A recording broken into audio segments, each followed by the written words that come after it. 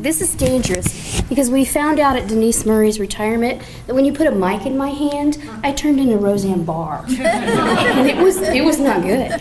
So, okay. Before we get to the slides, I kind of want to brag on some of the things the department's been doing lately with respects to daycare licensing. It's why my appointment book is packed and solid, and why sometimes I don't return emails as fast as I should. But we've been really, really busy these last couple of years. We've had a lot of projects. We're in the middle of some, we're finished with some, we're just starting others. So just to kind of run down some of the things that we've been working on lately. Number one is rule amendments.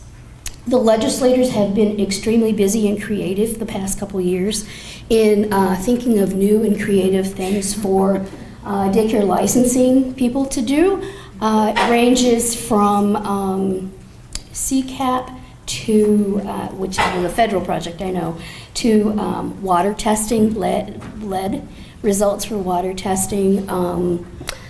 Radon, we had that a while back. So we have some rule amendments that are a little bit delayed, basically because every time we think we have them done, we get another set from some legislation that's passed that's changed the Child Care Act. So therefore we have to develop rules. And these rules, the rule changes, affect all three licensed facility types: daycare homes, group daycare homes, and daycare centers. So the other thing that we've been working on, and we're right in the middle of, is a project very near and dear to my heart, is the mobile monitoring application.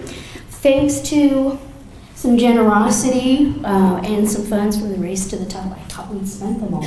Are you giving us money back? No. But we were able to purchase 2 years ago laptop tablets for all of our daycare licensing staff. And we would not have had those. We did, as you probably know, we did our monitoring and all of our work on paper, carbonless paper, endless streams of paper. We killed a lot of trees. So now that we have the laptop and tablets, the rest of the money went to a contract with a company from Indianapolis called TCC, and they are in the process of developing an application for us to do our monitoring all on our tablets. And it's going to be spectacular. We're getting rid of several forms. We are getting rid of the cost of mailing forms back to the providers. We are doing away with some of the basic data entry that our clericals have to do following a monitoring visit. So, like I said, we're right in smack dab in the middle of the development phase of that right now, and we hope to roll it out later this summer. So we're excited about that one. It's going to streamline everything we do in the field. And the other thing we have completed is, also thanks to the Race to the Top grant, is a key indicator system, which we were fortunate enough to work with NARA. We had a contract with National Association for Regulatory Administration, and our NARA project actually had work directly by Dr. Richard Feeney. So if you know anything about key indicators, he's what I call the godfather of key indicators, and we were really blessed with the work on that. We implemented it last summer. This June, we will have our first anniversary, and when we have our roundup of all our supervisors, we'll collect data, and we can talk about how efficient that has made us, whether it's worked, and what kind of tweaks we need. So we were excited about that as well. Another project we're starting back up again with our online, with our Office of Information Technology, is the online application for licensure. And it's not going to be a complete licensing process online, but it will help us have better results as far as the initial application. Fill it out online, it'll be complete, correct. The system will be set so you cannot mess it up, so to speak, because we send back 50% of our applications for daycare homes and daycare centers. We can't accept an incomplete or an incorrect application, and this is a big problem. So we're streamlining the application, and eventually one day when we get a big new computer system, that's years in the future, the application can be just straight line data entered without clerical. But right now we still will have to gather those, review approve them and then data enter them to start the licensing process. But we're excited about that one. CCDBG requirements has changed our lives as well, and stop smiling. We really were fortunate in that several of the health and safety topics are already requirements for licensure. The mandated reporter training for child abuse and neglect, CPR, first aid, a lot of the shaken baby, SIDS, SUID, abusive head trauma, that's already in the licensing standards. So when we had initial discussions with DHS, we decided that since the percentage of licensed daycare providers, centers and homes that took CCAP kids from time to time was about 70%. And those of you who know me know that I'm kind of a rising tides lift all boats person.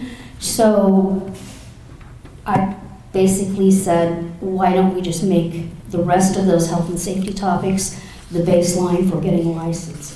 So that's part of the rule amendments, and we're working fast and furious to get those pulled in so that if you get a license for a child care home or a child care center, you meet those health and safety topics. DHS doesn't have to worry about it. So, pre-K expulsion is another big topic coming up. We'll have some minor rule changes, but our rules are okay so far on those. They could be better, and we're gonna work with everybody to make them align. Water testing for lead is a huge issue coming up. That's a whole separate workshop or work group with the Children's Cabinet, and we're working with DHS and DPH and IEPA to make sure that the rule that we have to finish by the end of this year is fair. It's going to be costly for providers. We don't have any way around it. So. But it's not everybody that is requiring to have a water test. It's homes of a certain age and centers of a certain age. So anything built before 2000. School age exemption, the exemption of school age providers has caused us to lose quite a few centers. That was a change to the Child Care Act. Enough said on that. We've completed a redesign of the Sunshine website, which we went from just a provider lookup as far as violations and their current status of their license to a more expansive resource for providers and parents. We have a lot of links, we have a lot of information. And the other thing we are doing is every 6 months we do a provider forum. We have them all around the state. We just finished one last month, and we have one for daycare centers, one for daycare homes, and we usually have a PowerPoint, present new information, try to clarify some of the information that's going around, and then we have, much like this, we have a question and answer session. So those are very well received. But transcript evaluation, we're also working on trying to improve our consistency with how we evaluate people's transcripts. We're working with INCRA and Gateways to make sure that we take advantage of the work that they do with the professional development record. And that's very promising. We're really looking forward to that one.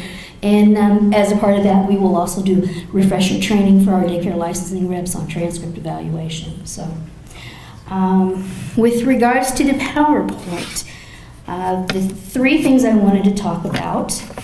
And first one is the rule amendment that requires some special education for directors. This came about as a series of recommendations to the department several years ago. We actually amended the Rule 407, Daycare Center Licensing Standards, in 2014. So everybody's had a chance to absorb and ask questions and prepare, and it is effective this July 1st. And basically the intent of that is to raise the bar for director qualifications. This is a big boat. It's not easy to turn a big boat, so we have to go slow sometimes, but we're all pointed in the right direction. We have 2 slides. I'll quickly explain that. We are doing a lot of grandfathering. We're trying to be as fair as possible. So if someone is qualified in their director position in a center on June 30th, we're not going to tell them come July 1st that they're no longer qualified and can't work. As long as they stay there, they will be able to continue to work there under the old qualifications. So basically that was 407-130L1, and it says new directors hired as of 7/1/17 must have a minimum of an associate's degree in child development or early childhood education, or the equivalent, which is 64 semester hours of college credit, and that has to be in an accredited university in any discipline with a minimum of 21 semester hours in early childhood, child development, or early childhood special ed. And there's a business component to that, which is you can have either the Illinois Director Credential Level 1, or 3 hours of semester approved college credit, or 3 points of credential approved training, and those have to be in administration, leadership, or management. So the second part of that is that all centers, as of the same day, have to have an employee on site that has at all times at least a minimum of an associate's. And this is what I call the substitute clause. We are moving to calling anyone who works in the capacity of filling in for the normal director as a substitute director. We have a lot of different titles, a lot of different names we call people through all the state. We're trying to move to call that a substitute director. This directly impacts them, and we're grandfathering those people in as well. They have to be at least as qualified as the person for which they're filling in. So if the director is grandfathered in, then the substitute director can be grandfathered in. If the director goes and they get a new director that meets the new rule as of July 1st, then their sub will have to meet the new rule as well. So we're trying to be kind of lenient and yet still move everybody up. So that's the same. Credentialing is the other big topic issue, and we're not as far along as I would like us to be, but I can assure you that next year this subject will be a lot different, and I probably would expect if I were here next year, I would be telling you that we have rule amendments proposed. I don't think the way rule amendments take time, we'll have them finalized, but one of the things that we are doing right now is having robust discussions, and they're very promising to use all of the new credentials and examine them as far as where they will fit within the 3 categories of job descriptions for licensed facilities. We've got assistants, teachers, and directors, and many of the credentials would play right into those roles. So that's going to be really, really exciting, and we've had some great talks. So currently, we really don't do that much with credentialing as far as the standards. One of the daycare center director qualifications includes a credential 12 hours and 2 years of experience. And then in the teacher and school age worker, we have credentialing programs that we accept as proof of being qualified for the job. So the other considerations with credentials are, of course, we're looking at experiential learning and assigning college credit, that'll make it easier for us, because if you guys give college credit, all we have to do is look at a transcript or a professional development record. And the other types of things we're looking at are some of the non-traditional programming, like Montessori and Waldorf, to see if their prep programs would meet some of our requirements. So, and then alignment, that's just the big thing. That's where we are now with DCFS as far as childcare. We've kind of drug our feet, and things have changed. We have a director who's very much focused on early childhood. Dr. Sheldon comes from an education background, even though he's been in charge of Florida and now Illinois' child welfare agencies. Between there, I believe he worked at the federal level at the Department of Education. And when I say he gets it, he gets it. So it's refreshing. It's really refreshing to approach your higher ups with some changes and some suggestions, and they know what you're talking about, and they're right there with you. So that's all I have.